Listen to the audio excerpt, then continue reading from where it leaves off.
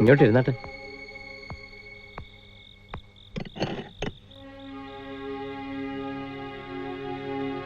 സാന്തോമിൽ shoot ചെയ്യുന്നതിനിടയിലാ ഞാൻ വിവരം അറിഞ്ഞത്.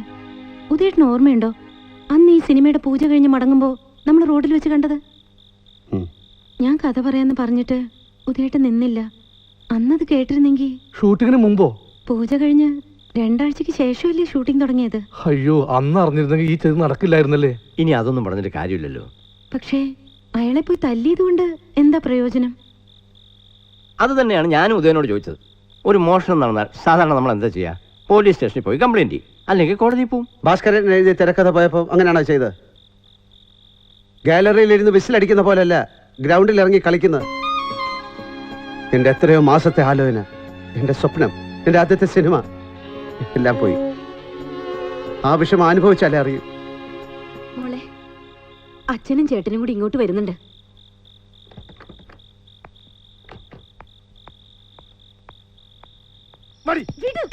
ഇനി നിന്റെ അഴിഞ്ഞാട്ടം ഞങ്ങൾ സമ്മതിക്കില്ലടി.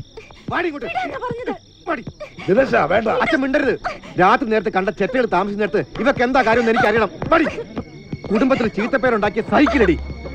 കേരള ഇങ്ങോട്ട്.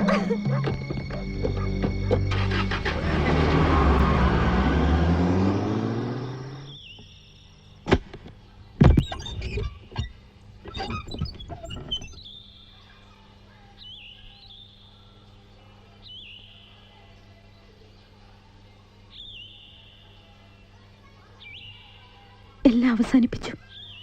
ഒരു മനുഷ്യജീവിയാണ് ഞാനെന്നുള്ള പരിഗണന പോലും ഇല്ലാതെ എന്നെ ദ്രോഹിച്ചു. അവരോടൊപ്പം ഇനി എനിക്ക് ജീവിക്കാൻ കഴിയില്ല. അവിടുന്ന് ഇറങ്ങുമ്പോൾ എങ്ങോട്ട് പോകണമെന്ന് എനിക്ക് അറിയില്ലായിരുന്നു. എന്താണ് മധു ഇതൊക്കെ? ചെയ്യാത്ത തെറ്റുകൾക്ക് ഞാൻ എത്ര കാലം ശിക്ഷ അനുഭവിക്കണം? ഞാൻ ഉദയേട്ടനും തമ്മിൽ പ്രേമമാണെന്ന് അവരുടെ ധാരണ.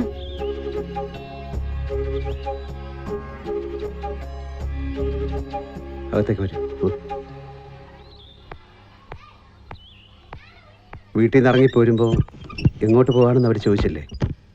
എങ്ങോട്ട് പോയാലും ആ വീട്ടിലേക്ക് ഇനി കാലെടുത്ത് കുത്തില്ലെന്ന് ഞാൻ പറഞ്ഞു. പക്ഷെ മധുവിനെ അന്വേഷിച്ച് വീണ്ടും അവരിവിടെ വന്നാൽ, ഇന്നലെ രാത്രിയിലെ പോലെ വീണ്ടും ഒരു സീനുണ്ടായാൽ, അല്ലെങ്കിൽ തന്നെ ഒരു കാര്യമില്ലാതെ നമ്മളെക്കുറിച്ച് പത്രക്കാർ എഴുതി വിട്ട ഗോസിപ്പുകൾ കാരണം പൊറുതി മുട്ടിയവനാ ഞാൻ.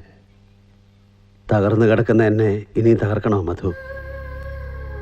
സോറി, ഞാൻ അതൊന്നും ആലോചിച്ചില്ല.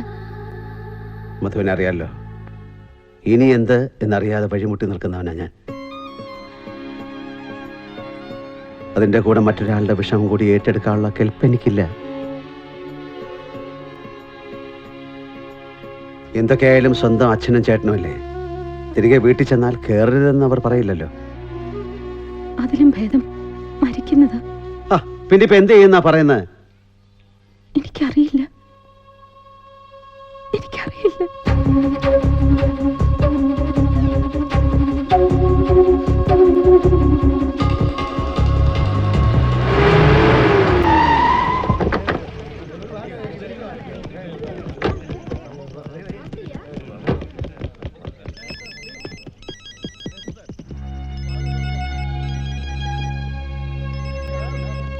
Hello, wrong number.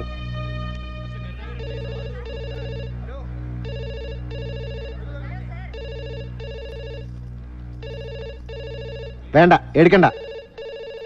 വാതിൽ തുറക്കുന്നത് വരെ അവന്മാര് ബഹളമുണ്ടാക്കും. എന്നാ അച്ഛൻ പോയി തുറന്നോ. ഈ നാണക്കേടിനെ പറ്റി അവറ്റോട് സംസാരിക്കാൻ എന്നെ കിട്ടില്ല. ആ നശിച്ചവള് പോയി ഒരു ചെത്തെ കല്യാണം കഴിച്ചത് നമ്മളിപ്പോ എന്ത് പറയാനാ?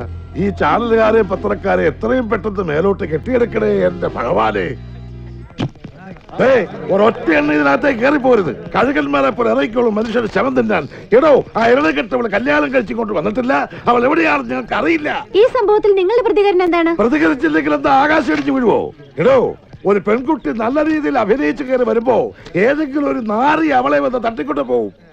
മലയാള സിനിമയിലെ സ്ഥിരം ഏർപ്പാടാണല്ലോ അത്. ആ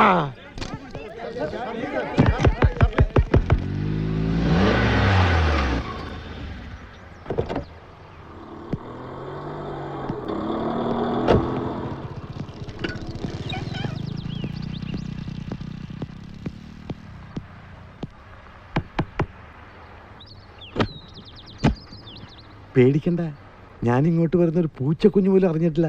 ഒന്ന് മാറിക്കേ. കൊള്ളാം, സമ്മതിച്ചു. കോളിളക്കോല ഉണ്ടാക്കിയിരിക്കുന്നത്. പക്ഷെ സ്ഥലം രഹസ്യമാക്കി വെച്ച് നന്നായി. അല്ലെങ്കിൽ പത്രക്കാരെ നിയന്ത്രിക്കാൻ മാത്രം എത്ര വണ്ടി പോലീസ് വണ്ടി വന്നേ. കൺഗ്രാചുലേഷൻസ്. ഇത് വാങ്ങൂ, എൻ്റെ ഒരു സമ്മാനമാണ്. എന്താണിത്? എൻ്റെ വക ഒരു വിവാഹ സമ്മാനം. എന്തിനെ? ഞാൻ ആരെയും കല്യാണത്തിന് ക്ഷണിച്ചിട്ടില്ലല്ലോ. അറിയാം, പക്ഷെ കണ്ടറിഞ്ഞ് കാര്യങ്ങൾ ചെയ്യാന്നുള്ളതാണ് എൻ്റെ ഒരു സ്വഭാവം. ഒരു കല്യാണമാകുമ്പോൾ ചെലവുകളൊക്കെ ഉണ്ടാവുമല്ലോ. രജിസ്റ്റർ ഓഫീസിൽ 250 രൂപ വേണ്ടി വന്നുള്ളൂ, അതെൻ്റെ കയ്യിലുണ്ടായിരുന്നു. കല്യാണം എന്ന് പറയുമ്പോൾ രജിസ്റ്റർ ഓഫീസ് മാത്രമല്ലല്ലോ, ആണോ? ഇനിയിപ്പോൾ ഊട്ടിയിലോ കൊടൈക്കനാലിലോ ഹണിമൂണിന് പോകണം, അത് ചെലവല്ലേ? അവിടെയൊക്കെ പോകുന്നതിന് മുമ്പ് ഞാൻ സാറിൻ്റെ വീട്ടിലോട്ട് വരാം. സാരമില്ലെന്നേ, ഇത് വാങ്ങൂ. എൻ്റെ നാശത്തിന് കാരണക്കാരായ ആരുടെ മുഖം കാണുന്നത് എനിക്കിഷ്ടമല്ല. ആ, ആരാ ഇത്? മധുമതി ഞങ്ങളെന്ന് അറിയിക്കാതെ പണി പറ്റിച്ചു അല്ലേ? ഏതായാലും കൺഗ്രാചുലേഷൻസ്. പക്ഷെ ഒരു കാര്യം ഞാൻ പറയാം, കല്യാണം കഴിഞ്ഞു എന്ന് വെച്ച് മലയാളത്തിലെ മറ്റു നടികളെ പോലെ സിനിമ ഉപേക്ഷിച്ച് കളയരുത്.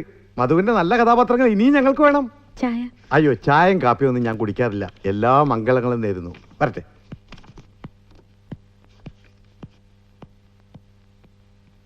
ഇയാൾ എങ്ങനെ ഈ സ്ഥലം കണ്ടുപിടിച്ചു? റഫീക്ക്, ഒരു മിനിറ്റ് ഒന്ന് വന്നേ.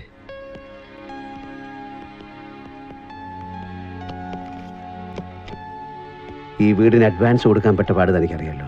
തൽക്കാലം വേറെ വഴിയില്ല. എൻ്റെ കയ്യിലുള്ള ഈ ക്യാമറ ആർക്കെങ്കിലും കൊടുത്തിട്ട് കുറച്ച് രൂപ റഫീക്ക് എനിക്ക് സംഘടിപ്പിച്ച് തരണം. ആരും അറിയണ്ട.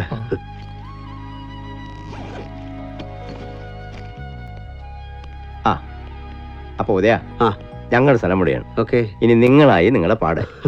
എന്തെങ്കിലും ആവശ്യമുണ്ടെങ്കിൽ വിളിക്കണം. ഓ, വരട്ടെ. പോട്ടെ മോളെ. ഓക്കെ.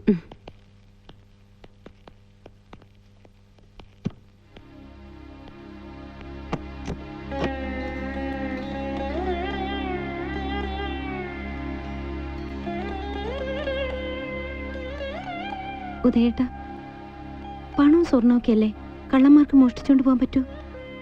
ഒരാളുടെ കഴിവും ഭാവനയും ആർക്കെങ്കിലും തട്ടിയെടുക്കാൻ പറ്റുമോ? ഉദയേട്ടന് ഇനിയും എഴുതാൻ പറ്റും. എഴുതണം. ലോകമറിയുന്ന ഒരു ഫിലിം മേക്കർ ആവാൻ ഉദയേട്ടന് കഴിയും.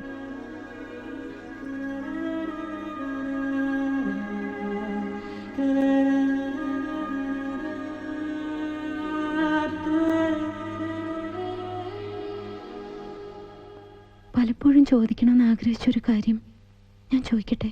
ചോദിച്ചോളൂ. ഉദയേട്ടന് എന്നോട് എപ്പോഴെങ്കിലും ഇത്തിരി സ്നേഹം തോന്നിയിട്ടുണ്ടോ?